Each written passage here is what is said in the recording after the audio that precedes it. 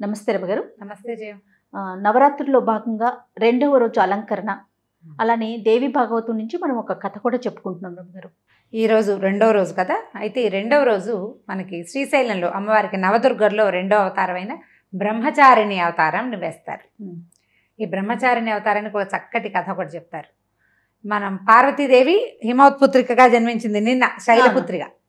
అయితే ఆవిడ ఈ శివుణ్ణి అర్చించడానికి వెళ్తుండేది. ఈ హిమవత్ పర్వతం దగ్గర ఎక్కడుంది? హిమవత్ పర్వతం మనకి భారతదేశానికి ఉత్తర దిక్కులో ఉందా? సరే, రెండవ రోజు శ్రీశైలంలో అమ్మవారిని బ్రహ్మచారిణి రూపంలో అలంకరిస్తారు. ఈ బ్రహ్మచారిణి అమ్మవారి అంటే నవదుర్గలలో రెండో ఆవిడ బ్రహ్మచారిణి. ఈవిడ ఏంటంటే బ్రహ్మచారిణి అంటే మనకు తెలుస్తోంది వివాహానికి ముందేదో అని కదా, వివాహిత కాదు అని. అయితే ఈ వివాహిత కాని ఈవిడ ఏంటంటే పార్వతీదేవి హిమవంతుని పుత్రికగా జన్మించింది. హిమవత్ పర్వతంలోనే శివుడు తపస్సు చేసుకుంటున్నాడు, కొంచెం పై భాగంలో ఉన్నాడు. అయితే ఈ పరమేశ్వరుడు అక్కడ తపస్సు చేసుకుంటుంటే కాస్త అంత అయిన పుత్రికని మన హిమవంతుడు శివుడి పరిచర్యకి నియోగించాడు. ఈవిడ రోజు వెళ్ళి ఆయనకి పరిచర్య చేసేది. ఆయన తపస్సు చేసుకుంటూ ఉండేవాడు శివుడు. ఈవిడ వెళ్ళి అక్కడ పువ్వులు అవి పెట్టేది, మంచినీళ్ళు అవి పట్టుకొచ్చి పెట్టేది. ఆయన దారిని ఆయన ఉండేవాడు, ఈవిడ మాత్రం వెళ్ళి వస్తూ ఉండేది. క్రమంగా ఇలా జరుగుతుండగా దేవతలంతా ఏమనుకున్నారంటే ఇలా ఎన్నాళ్ళు జరుగుతుంది, ఎప్పుడైనా ఏదో ఒకరోజు ఆయన ఈవిడిని పెళ్లి చేసుకోవాలి. అందుకని ఆయన విరాగిగా ఉన్న పరమేశ్వరుణ్ణి సంసారిగా మార్చటం కోసం ఏం చేశారు? మన్మధుడిని ప్రేరేపించారు. ఆ మన్మధుడు వచ్చి సరిగా అన్ని ఆనుపాను చూసుకుని వసంతుడిని తీసుకొచ్చి అక్కడంతా వాతావరణం అంతా కొంచెం చక్కగా చేసేసి గ్రీన్గా ఆకుపచ్చగా రంగుల రంగుల పువ్వులతో చేసి ఈ పార్వతీదేవి అక్కడుండి పరిచర్య చేసే సమయానికి బాగా గట్టిగా లాగి పంచబాణాలు సంధించి పరమేశ్వరుని మీద కొట్టాడు. బాణాలు సంధించేటవేం గుచ్చుకునేవి కాదు, పువ్వుల బాణాలే. మన్మధుడు 5 పువ్వులే ఆయన బాణాలు. ఈ పూల బాణం తగిలేసరికల్లా ఆయన కదిలేడు శివుడు.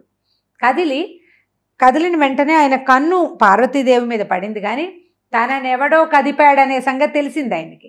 ఆ కదిపిన వైపుకి 3వ కన్ను తెరిచాడు. ఈ 3వ కన్నులోంచి వచ్చిన నిప్పుతోటి మన్మధుడు భగ్నమైపోయాడు, దగ్ధమైపోయాడు, కాలిపి బూడిదైపోయాడు. ఈయన ఆ ఉగ్రతని చేసుకోలేక శివుడు గబగబా నడిచి వెళ్ళిపోయాడు అక్కడి నుంచి. కానీ ఆయన కన్ను మాత్రం పార్వతీదేవి మీద పడింది. ఈవిడ బిక్కమొహంతో నుంచుంది. పరమేశ్వరుడు తన్ని వదిలిపెట్టి వెళ్ళిపోయాడని అనిపించింది ఆవిడకి. ఇప్పుడు బాణం వేస్తే శివుడి మీద బాణం వేసినా అది ఎవరి కోసం వేశారు? ఈవిడ కోసం.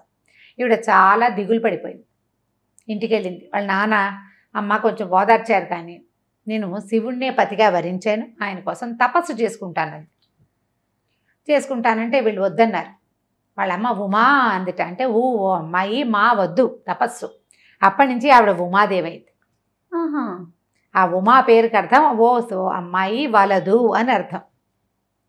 అయినా సరే ఆవిడ తపస్సుకి వెళ్ళిపోయింది. ఆ తపస్సుకు వెళ్ళి ఎట్లా వెళ్ళిందంటే ఆవిడ ఒక కమండలము దండకమండలాగా అంటే చేతిలో అక్షమాల ఇది ధరించి తపస్సు చేసుకోవడానికి వెళ్ళిన స్వరూపంలోనే ఈ బ్రహ్మచారిణి దుర్గగా అమ్మవారిని అలంకరిస్తారు. తపస్సు చేసిన శివుడి కోసం. తర్వాత పరమేశ్వరుడు ప్రత్యక్షమై వివాహం చేసుకున్నారు. ఆవిడ వెళ్ళి అప్పుడు ఆకులు కూడా తినకుండా ఉండేదిట తపస్సుకి. కొంతకాలం తినేది, క్రమంగా తిని మెల్లిగా తిండి అన్నీ మానేసేసింది. ఆకులు కూడా తింటలేదు. పర్ణములు కూడా తినకుండా ఉంది కాబట్టి అమ్మవారిని అపర్ణ అంటారు. ఆ పరిస్థితుల్లో ఉన్నదనమాట. అటువంటి స్వరూపంలో బ్రహ్మచారిణి దుర్గగా మన శ్రీశైలంలో అలంకరిస్తారు. అమ్మవారికి పులిహోరని నైవేద్యంగా సమర్పిస్తారు ఈ రోజున, రెండో రోజు. అయితే మనం విజయవాడకి కనుక వస్తే కనకదుర్గాదేవి దేవాలయంలో ముందు రోజు ఏం చేశారు? స్వర్ణ కవచాలంకృత బాలా త్రిపుర సుందరిగా స్వర్ణ కవచాలంకృత దుర్గని అవతరించారు. రెండో రోజున బాలా త్రిపుర సుందరి అలంకరణ చేస్తారు. ఈ బాలా త్రిపుర సుందరికి తెలుపు, ఎరుపు, ఆకుపచ్చ రంగులో రంగురంగుల చీరలు కడతారు. పాయసము, గారెలు అవి నివేదన చేస్తారు అమ్మవారికి. అక్కడ పులిహోర పెడతారు, ఇక్కడ పాయసము, గారెలు అవి పెడతారనమాట. విశేషంగా ఈ రోజున బాలలకి చాలామందికి పూజలు సలుపుతారట, బాలా పూజ చేస్తారు. మనం ఇప్పుడు బాలా పూజ చేసుకుంటాం, మొదటి రోజు నుంచి మొదలు పెట్టాం కదా. తొలి రోజున ఒక బాలకి, రెండో రోజు ఇంకో బాలకి చొప్పున కూడా పెట్టుకోవచ్చు మనం.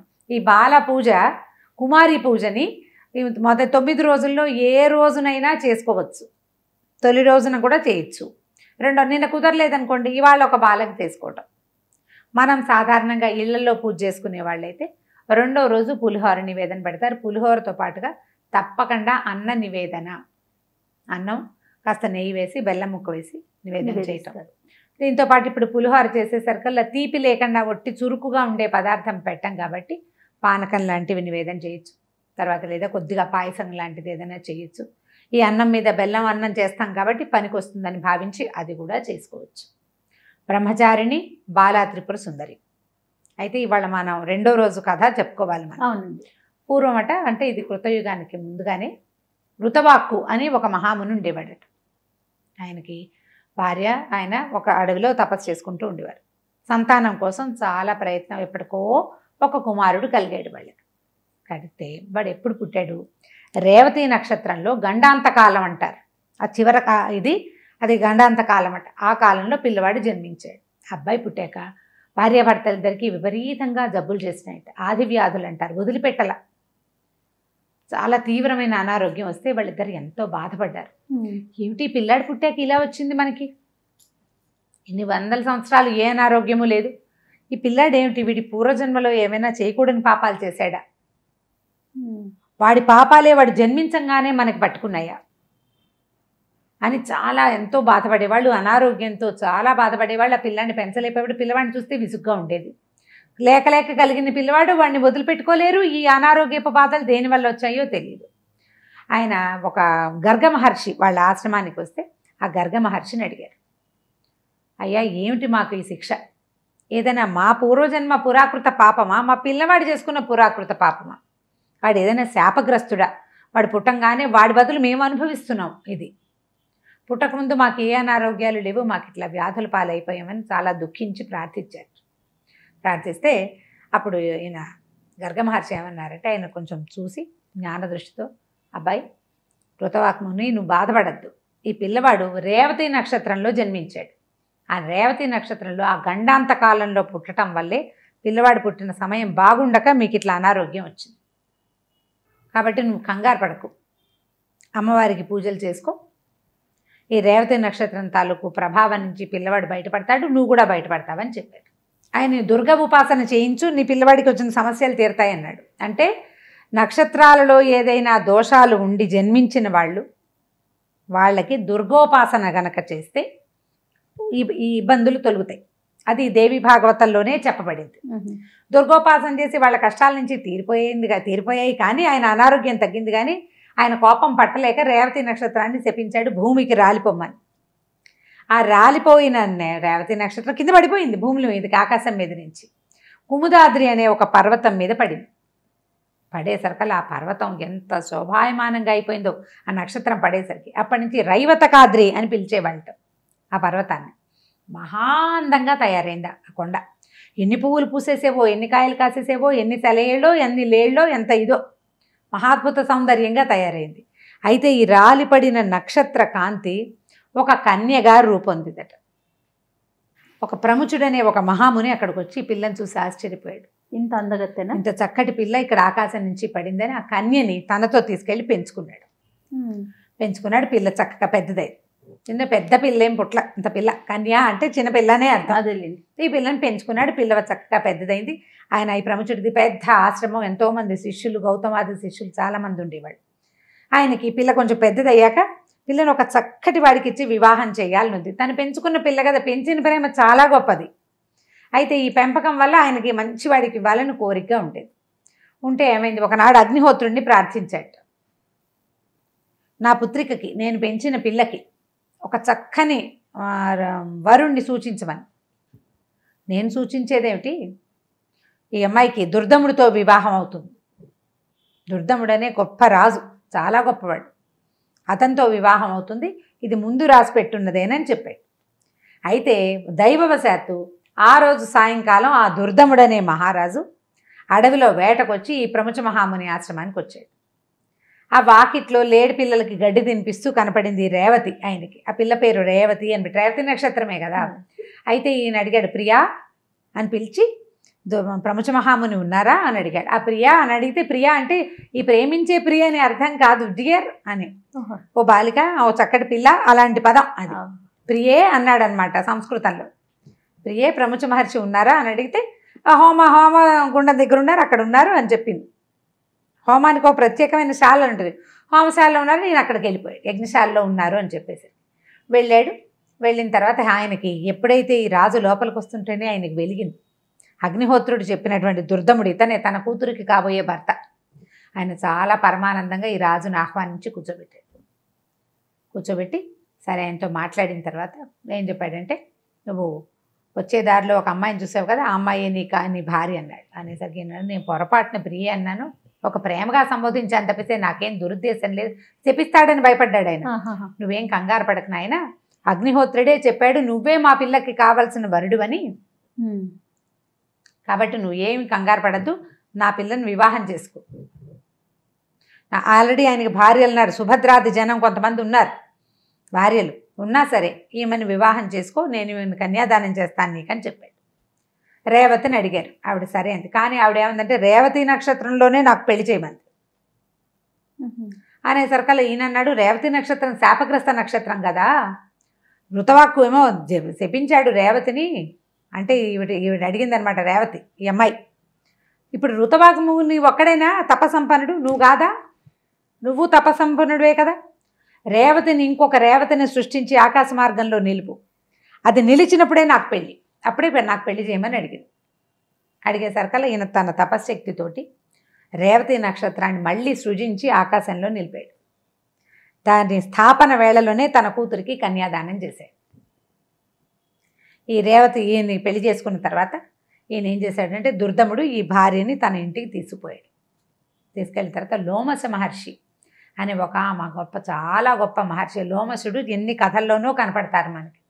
ఆయన ఈ దుర్దముడి దగ్గరికి వచ్చాడు. ఈవిడ నక్షత్రకాంత, మనకు తెలిసిందే కదా, ఆకాశంలో ఎక్కడుండాలి ఆవిడ, మొత్తం ప్రపంచాన్ని కదిపేటువంటి మహాశక్తుల్లో నక్షత్రం కూడా ఒకటి, అంతేగా. అవునండి. అయితే ఈయన ఏమన్నాడంటే లోమస మహర్షిని, అయ్యా ఏదైనా సరే నాకు అత్యద్భుతమైన ఫలితాన్ని ఇచ్చే పూజ నాతోటి చేయించు, ఏం చేయిస్తావు అని అడిగితే దేవీ భాగవతం వినమని చెప్పాడు ఆయన. దేవీ భాగవతం విను, దేవీ భాగవతం వింటే నీకు పరమాద్భుతమైన ఫలితాలు లభిస్తాయి. అప్పుడు ఈయన ఏమన్నాడంటే, నాకు మనువయ్యే కుమారుడు కావాలి, నా కోరిక అది. ఎందుకంటే నా భార్య ఒక ముని చేత పెంచబడింది, ఒక మహర్షి చేత. ఆ మహర్షి ఎంత శక్తివంతుడంటే ఈమెకు ప్రతిరూపాన్ని ఆకాశంలో పెట్టగలిగినవాడు. ఈవిడ సామాన్యం కాదు, గ్రహమండలంలో ఉండవలసిన కన్య నా దగ్గరకు వచ్చింది. ఇప్పుడు ఇంత పరమాద్భుతమైన వ్యక్తిని పెళ్లి చేసుకున్నందుకు నాకు ఒక పరమాద్భుతమైన ఫలితం లభించాలంటే, అంత అద్భుత ఫలితం లభించాలంటే ఈమె భూమి మీద పడిపోయింది, ఈవిడ మళ్ళీ పైకి వెళ్ళిపోవాలి, శాశ్వతంగా ఆమె పేరు ప్రపంచంలో నిలిచి ఉండాలి. రేవతి నక్షత్రంగానే కాదు, ఆమెకు కలగబోయే కుమారుడు మనువు అవ్వాలి అని కోరుకున్నారు. కోరుకునేసరికల్లా ఇప్పుడు దేవి భాగవతాన్ని పరమాద్భుతంగా చెప్పాడట లోమస మహర్షి. 7 సార్లు సప్తాహం 7 సార్లు దేవి భాగవత పురాణాన్ని వినిపించాడు. ప్రతిసారి హోమం చేశారు, తర్పణం చేశారు, దానం చేశారు. 7 సార్లు ఇట్లా చేసిన తర్వాత ఈ రేవతి దేవికి ఒక కుమారుడు కలిగాడు, రైవతుడు ఆయన పేరు. ఆ రైవతుడు ఒక మన్వంతరానికి అధిపతి అయ్యాడు. మనం స్వారోచిష మనువు, సారస్వత వాళ్ళ పేర్లు చెప్పుకుంటామా, రైవతుడు కూడా ఒక మన్వంతరానికి అధిపతి. మన్వంతరం అంటే మహాకాలం అన్నమాట, చాలా పెద్దది. మనకి మన్వంతరం ఇప్పుడు వైవస్వత మన్వంతరంలో ఉన్నాం మనం. ఈ రైవతక మన్వంతరం ఏంటంటే ఒక ప్రతి మన్వంతరానికి 30,44,48,000 సంవత్సరాల కాలం ఇతను ఆ కాలానికి అధిపతిగా ఉన్నాడు రైవతుడు. ఆయన ధర్మశాస్త్రం రచించాడు, కర్త వక్త కూడా ధర్మశాస్త్రం రాసి చెప్పాడనమాట. అంత మహానుభావుడైన కుమారుడికి జన్మనిచ్చింది రేవతి నక్షత్ర కాంత.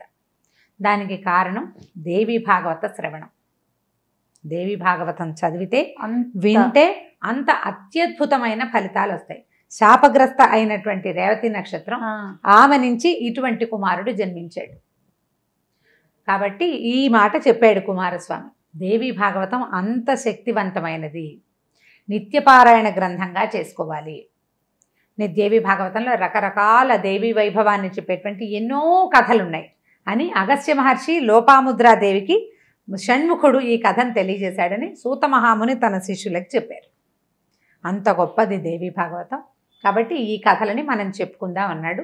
మనం 2 కథలు 2 రోజులు చెప్పాం. ఇంకా కొన్ని కథల్ని తర్వాత భాగాలుగా చెప్పుకుందాం. తప్పకుండా రమ్మగారు. నమస్తే అండి. నమస్తే జయ.